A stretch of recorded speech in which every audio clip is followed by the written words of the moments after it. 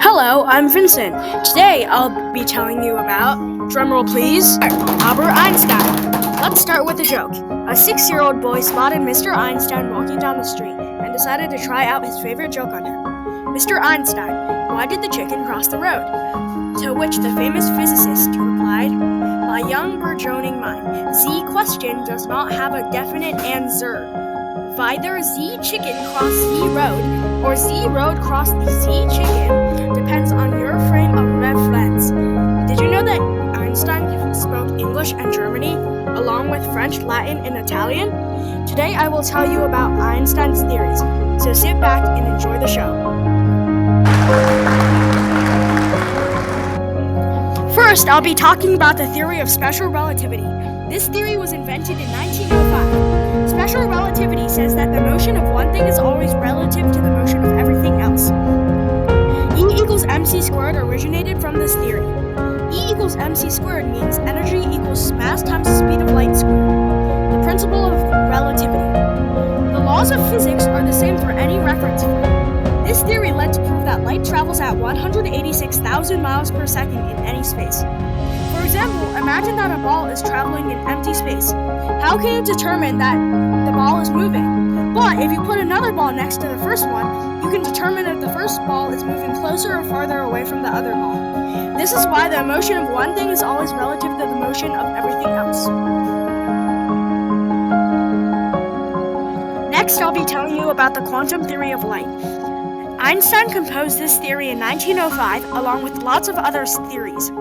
Einstein said that light was made out of microscopic packets of energy, and that these packets were called photons. Fun fact, a photon has momentum and energy. It travels in waves and can be absorbed by other materials. Einstein stated that photons were particles, but also waves.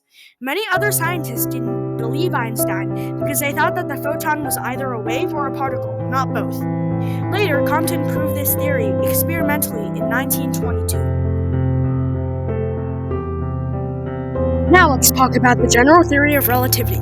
Einstein established this theory in 1915. This theory says that particularly massive objects warp and bend the fabric of space-time. The fabric of space-time is a constant model combining the 3 dimensions of space with the 4th dimension of time. Together they create an imaginary fabric or grid. Einstein found that space and time were interwoven into a single continuum known as space-time. Planets and objects with a very large mass can actually bend space-time. They kind of warp the fabric, creating a rip or distortion in space-time. Fun fact, not only planets bend space-time, but you do too. Anything with a mass will bend space-time slightly.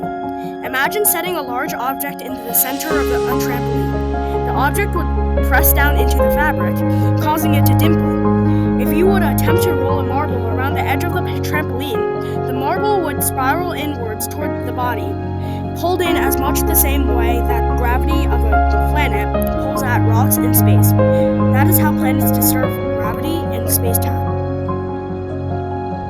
Another topic that I will be covering is Avogadro's number. This number is named after the Italian scientist Amedeo Avogadro. Avogadro's number is called the mole and is used to group together a very large amount of objects, specifically 602.26 trillion things. This number in math is expressed as 6.022 times 10 to the 23rd power, which is in scientific notation. What Einstein did.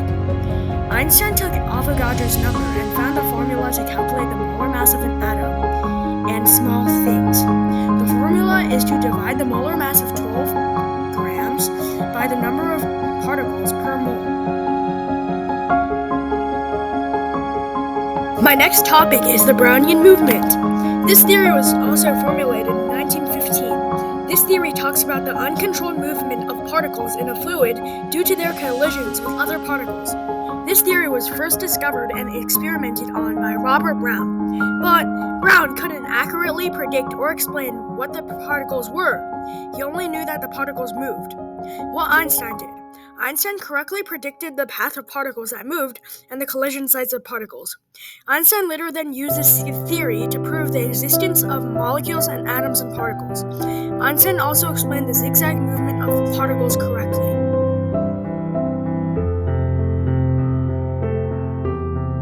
Now for my last theory, the photoelectric effect. This theory was also formulated in 1905. It was first discovered by Heinrich Rudolf Hertz. This theory explains the effect of when electrons are ejected to the surface of a metal, when light is shown on this metal surface. The ejected electrons are called photoelectrons. What Einstein did. Einstein theorized that when a photon falls on the surface of a metal, the entire photon's energy is transferred to the electron. That's all of the theories that I will be covering today. Bye!